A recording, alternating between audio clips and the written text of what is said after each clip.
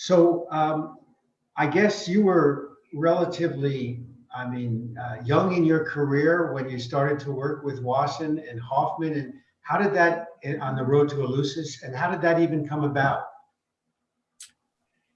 Actually, I came to know about Wasson through John Allegro. And I had a sabbatical about 1970. And I drove to a car from, I bought a car in London and drove to Greece.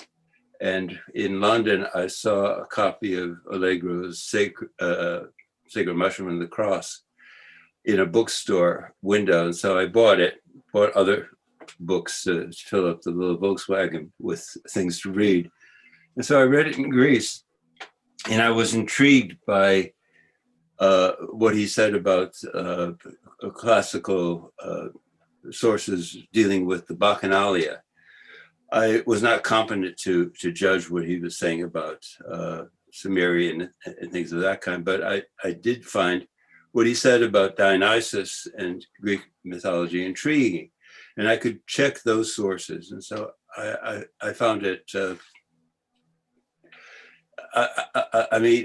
If I had been advised, I would have been told not to read the book and that it was fallacious. But I was in isolation in Greece and read it, and the sources were there, and so I found it exciting. So I came back and I wrote 2 papers in which I used ethnobotany as a theme that were published in peer-reviewed journals. They didn't know at that time that this was going to be such a big and controversial subject, and so they got published in peer-reviewed journals. And from Allegro, I learned about Wasson. And so a friend said, "Why don't you send Wasson your papers?" So I did. And almost immediately, Wasson phoned me. He was in Danbury and I was in Boston. And he said, "I think we should meet." So we met a couple of times in Boston. And then very, very quickly, he proposed that we work on the Eleusinian mystery. Right. So I now realize that Allegro has been unfairly condemned. That he was a great scholar, but it was sort of at the time disgraceful to be involved with him because of the controversy his book caused. So I became somewhat respectable working with Wasson. And what do you feel, in terms of your part working? Hoffman did the analysis of the ergot, and Wasson certainly had a lot to add. What do you feel from the classical archaeology, the classical texts of ancient Greece, were the most compelling pieces of evidence that you came across that convinced you that the idea that the Kykeon was a psychoactive potion was correct? Well, for the Road of Ellucis, I really had the major task because Wasson had suspected that a drug was involved with Ellucis and made that suggestion around 1954. And he made this at a convention where there was a classicist. The classicist wrote to him and said, by this time Wasson had published some material about what he was finding in Mexico. And the person said, "We very much enjoyed what you said about your Mexican investigations, but I advise you as an old friend to keep your hands off of classics." But Wasson had suspected that was what was involved in Ellucis, but not the identity of the drug or how it fit into the whole scenario of mythology and classical antiquity. So I had the major task. He had the idea that it was involved at Ellucis, and he was interested in pursuing it because one of the criticisms for his Soma book was that if his theory was right, that a mushroom was involved in the Soma Halma sacrament, we should expect to find some indications of a mushroom cult in other places where the Indo-Europeans settled. And so he thought that if we could show that there was a mushroom involved in Greek religion, this would be confirmation for his soma theory. And so he had the idea, and the purpose of the book was to confirm what he said about soma. And then he asked Hoffman whether there was access to a powerful psychedelic agent that with minimal chemistry, people of classical antiquity could access. And so Hoffman had been working, as you know, with ergot, from which he manufactured LSD. And so he said that it was related to grain, which was exciting because Ellucis has to do with the grain mother and the cultivation of barley and so forth. But that's all that they did. And I had the big task, first of all, of suggesting and documenting that the Greeks knew anything about altered consciousness. Although that shouldn't have been hard. My main interest in classics from the very beginning was in the rituals of Dionysus, the god of intoxication. So I had to, first of all, establish that the Greeks would know about this, and then to show that a psychoactive agent was certainly suggested by the nature of what happened at Ellucis, and that the particular entheogen that Wasson and Hoffman were proposing was appropriate to the symbolism. Actually, going on to show much more about this, it was very appropriate because not only is ergot, the fungus on grain, a source of psychoactive agent, but it's related to as a fungus, and it's a noticeable fungus. Fungus is the main growth of a fungus is the mycelium, which is a root-like growth that permeates the host. And only under certain conditions it enters the fruiting stage, which is what we recognize as a mushroom. And the ergot does enter that stage, and you can see with the naked eye mushrooms. So it's part of the whole motif of mushrooms. And as such, it would be related then to another mushroom, which produces ethanol through fermentation. That's the god Dionysus. And so there's much more that's discovered since then.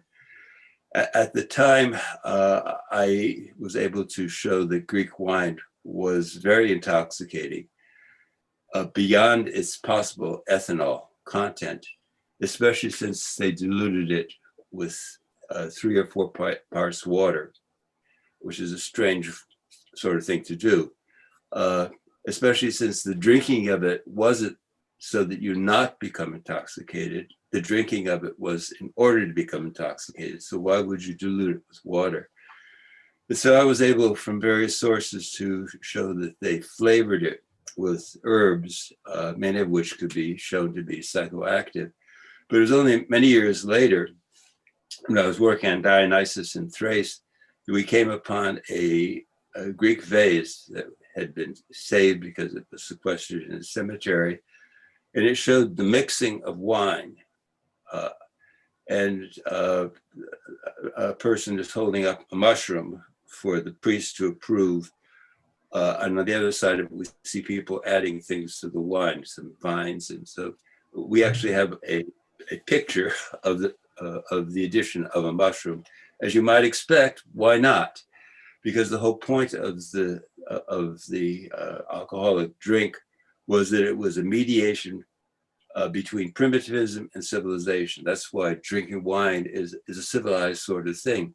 But you can't have civilization unless you also pay your dues to the primitivism that was destroyed in evolving civilization. So the drink, which contained the manufactured intoxicant of ethanol, was only half of its significance. It was a magical drink, a sacred drink. So it had commemorations of its pre-viticultural intoxicants. And we These are various vines which are intoxicating in their natural states. The berries are intoxicating in their natural state, unlike the grapevine, which has to be pruned every year. You can't let it grow wild, otherwise it won't fruit. And then, as everyone knows, the leaves of the grapevine are edible and the berries are edible, but upon the juice of the berries, you can grow, and hence it's a superior intoxicant because it has to do with civilization, ethanol. So the drink is a magical mediation with primitivism. And that I tried to explain, and only as much later did we actually find a picture of a mushroom being added to the wine. Yeah, there's a very interesting vase that you and Wasson included in the images that shows Demeter on one side of a line, and I think it's Triptolemus on the other, and he's bringing her grain and she's returning a potion. What do you think the significance of that particular vase is? And is that line supposed to represent a demarcation between the world of the mortals and the gods as well? I would say that the idea that William James had, that this reality is separated from other equally valid realities by the filmiest of barriers, and that there is no way of judging any reality as more real than any other. I think that idea is what's depicted there. You have that interdimensional boundary. And the importance of an entheogen is that it opens the gateway across that barrier. William James found that barrier in nitrous oxide, but apparently he had experience with mescaline, but it was not successful.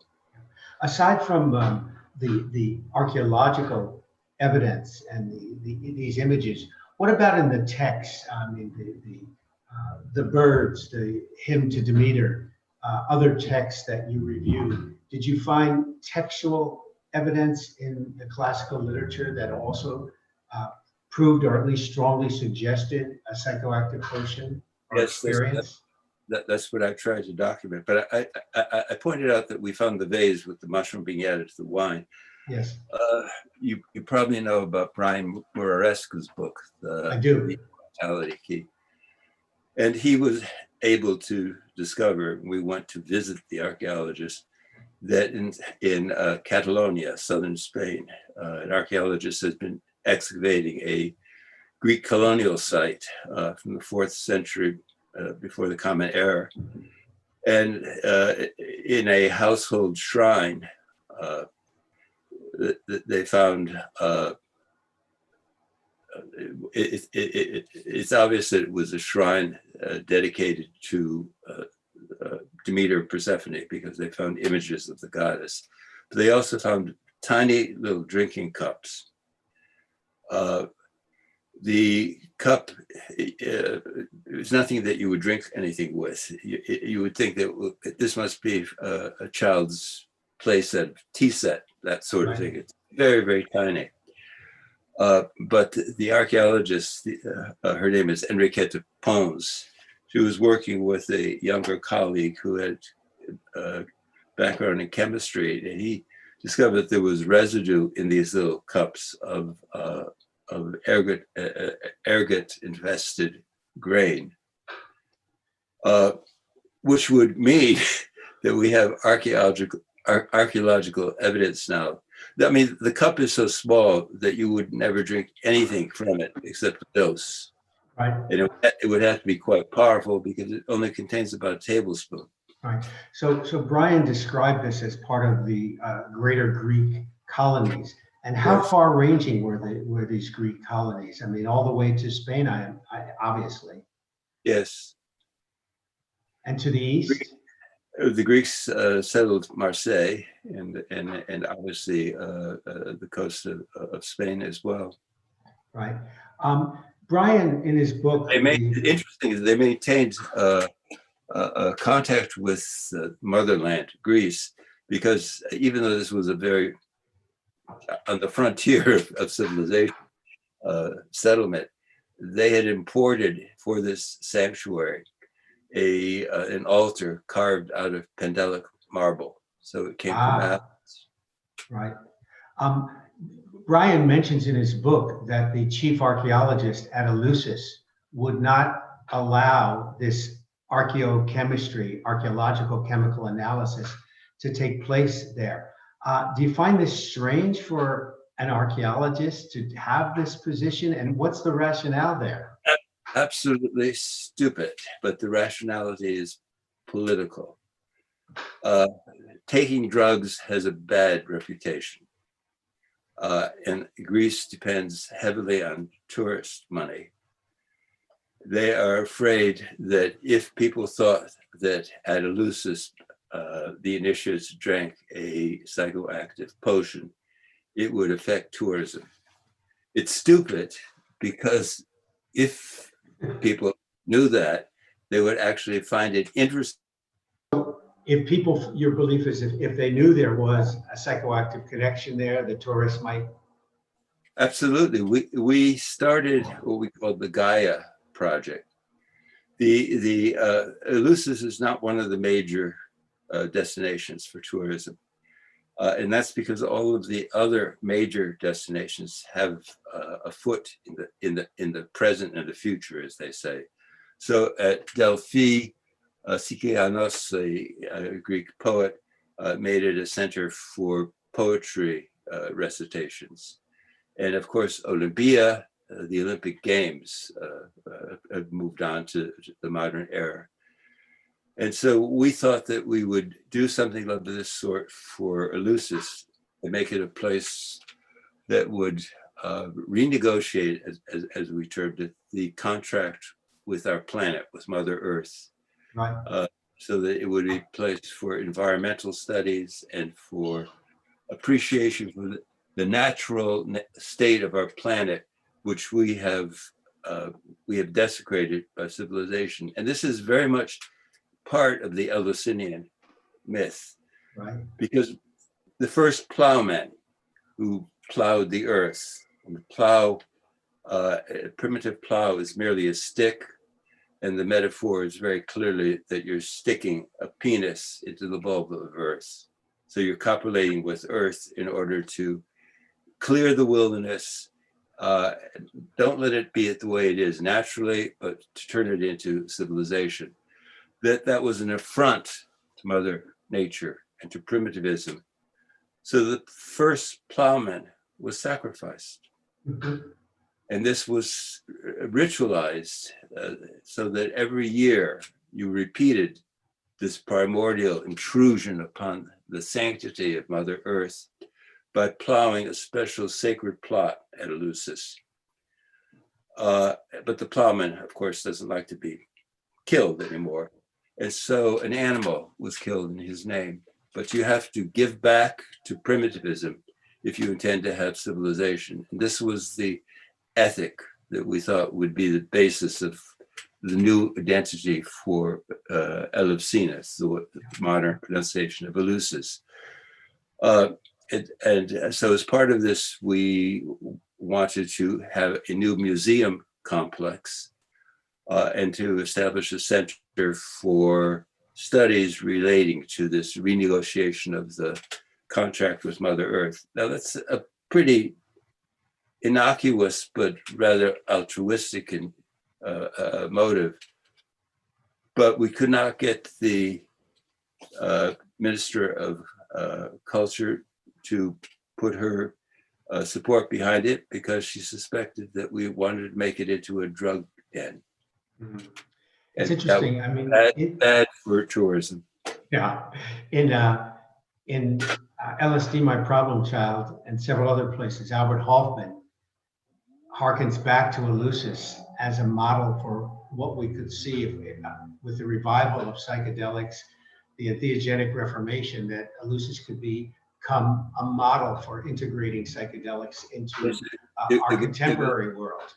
Do you see that happening elsewhere, aside from the reluctance of the Greek government and archaeologists? That was Albert's. I wrote a popular treatment of my work on Eleusinian. And at this time, Albert was nearly 100, and I asked him to write something, even if it was only a sentence, because he was getting quite frail. So he wrote back a sentence saying that essentially that the world needs a new Ellucis in order to counter the looming destruction of our planet. Absolutely. Do you think now, Carl, that you've had textual evidence, you've had visual evidence, archaeological evidence. Do you think now that this archaeochemistry has really vindicated the work that you did with Hoffman and Wasson in the road to Ellucis, that the world of classical scholarship, which was, met your work with a resounding silence back in 1978, do you think it's going to start to change some opinions there? Or what hope do you have for the classics on this topic? That's what Brian feels. But we, 2 years ago, after I met Henrietta Pons, we decided that we would do some kind of joint publication. Her work and my work on Eleusina, and to present it to the classical profession and peer-reviewed, some kind of venue. And Brian has been working on trying to find someone who would be interested in it, but they do not want to hear about it. So we haven't been able to make the presentation. Yeah. And even though Brian's work has been popularized, and that there's the Joe Rogan YouTube interview, 2.5 hours, that many people have seen. I did have my students watch it in one of my classes on entheogens, human consciousness, but I did not call it to the attention of my colleagues. Right. And so far, not a single colleague anywhere, either at my university or elsewhere in classics, is aware of Brian's work. This is, I just wonder if you could comment a little further on this, because obviously anthropology, medicine, psychology, philosophy have opened up to the psychedelic renaissance and to the implications of psychedelics for their fields. What is this fundamental resistance in the classics? Because you're dealing with evidence that's coming from the fountain of Western civilization. What do you attribute this to? Exactly. It's exactly what classics needs. It needs a foot in the future, like Eleusina, in order to survive. We are at the point where classics has become marginalized in education. We still have a classics department, but it's only, it's probably going to go the way classics have gone in other universities. There's a department called World Literatures, Languages and Literatures. So there isn't a French department anymore. There's not a German department. They're all part of this.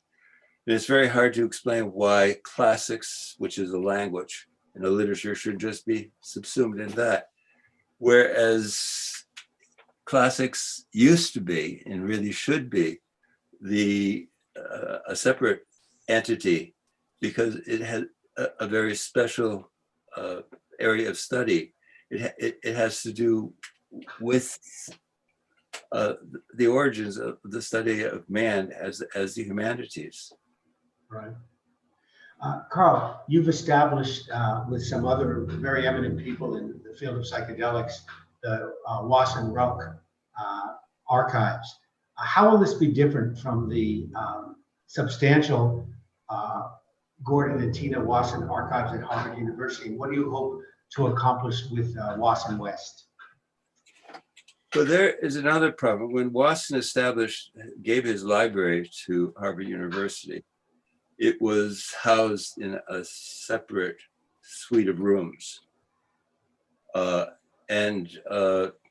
Then when Dick Schultes, who was the director of the Botanical Museum at the time, when he died, times moved on, and the whole collection has just been subsumed in the rare books collection. It's not a room where all the books are still intact. You can call them up, and all the papers are there, but they're not. It's just become part of the collection. I see. So this, because Julie and I visited there in 2012 when it was still, Like, yeah. Oh, it was still available as the Wasson archives. So you hope to preserve this more publicly then, the Wasson and your legacy with that work? Well, it's a perfect place out on the mesa, surrounded by nothing except high desert. This is in New Mexico? And the surrounding mountains, but you see for miles until you see the mountains. It's a perfect place to meditate and experience what we postulate was this experience offered in the ancient mystery religions. And it's what Wasson stumbled upon when he took, when he ate the mushroom with Maria Sabina in Oaxaca. Just to wrap things up, in Persephone's quest, Wasson comes finally, straightforward and says, entheogens were the source of religion. Do you think that's universally true, or do you think that is for many shamanic indigenous peoples? It was, but not for all. What's your view on that? Yes, I think it's the primordial religious experience. Right. And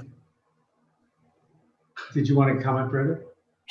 Yeah, Peter Webster has written a paper called The First Supper. That before the Last Supper, it was the First Supper, for which the Last Supper is a commemoration. And what was the First Supper? The First Supper was what first gave humankind the awareness that there were other dimensions to reality, that they could cross the interdimensional barrier, that there was a spiritual presence surrounding our physical existence. This is the reason why there is religion, because we suspect there's something else. And that suspicion came from the fact that something was eaten and someone crossed the boundary and then showed that you could bring other people across the boundary through rituals using such a sacrament. Right. In addition to writing on ancient Greek traditions, you've also written a good deal on Christian traditions in the effluence of deity and the apples of Apollo. Is it your view that, and you know that Julie and I did some documenting of psychoactive mushrooms in Christian art. Is it your view that by the Middle Ages, this was widespread throughout Christianity, or was this more a secretive practice of the elite and certain initiatives? Yes, if someone says to me, should I take drugs? I would say, you shouldn't. If you don't know what you're doing, it's too dangerous. It's been a well-kept secret of the elite for millennia. Great. Carl, is there anything else you'd like to say in conclusion, and what your next work is on, or any concluding thoughts you'd like to leave us with? Yeah, I'm finishing up a book on Egyptian mystery religions, and I find that there is a code of metaphors that once you see the ramifications of the code, it makes everything very clear. And it goes back to one very simple thing, that the mushroom, there are many intoxicating substances. For some reason, the mushroom has a special fascination with our deepest psyche. But whenever anything is sacred, it can't have a name. And this is true of the mushroom. It has no name. The most common name for it in English, you may think is its name, which is mushroom, but it actually is a zoomorphism. And it can be traced back through Latin to Greek. It's the thing that goes moo. It's actually a mushroom. It's a zoomorphism of a bellowing cow or a bull. And we find these also obviously in the Nakamati literature as well, these kinds of sounds. And what's fascinating is that it seems to be archetypal because that's in the classical tradition, but I also studied with some other people a Neolithic rock face painting in southern Spain, which about 6,000 before the Common Era. And there is a rock face that has a natural relief on it. What's involved with hallucinating, crossing the interdimensional barrier? You just realize that the way that you have configured the world isn't the only way to do it. So I can sit in this room and I can just decide I'm going to see it differently. Instead of seeing the contours of the objects, I can see what's between the objects. But a very simple way of doing this is to look at a stucco wall. And your mind cannot stand the fact that it's random surface. And so your mind starts to make it into something, and it turns into fantastic palaces or whatever you want. It's the nature of hallucinating. You just, an entheogen allows you to release your ordinary way of configuring it and realize there are other ways of doing it. So this rock face has a natural relief. You can see coming out of it, it looks like a bull. And they have painted the bull so that they made it real. It's a very beautiful bull, but it's actually coming out of the rock face. But what is amazing then is that along the bottom of the wall, there are 13 dancing mushrooms. These are people who have turned into mushrooms and are dancing. And so this is totally separate from the classical tradition, but nevertheless, the bull and the mushroom are there. The bull is the metaphor for the zoomorphism of the spirit in the mushroom. What is this, a public site in Spain? You can visit it. It's closed off by a barred grating, but you can look through it. Yes, it's Selva Pasquala. Okay. All right, Carl, thank you very much. This wraps up our interview with Professor Carl Ruck, Professor of Classics at Boston University.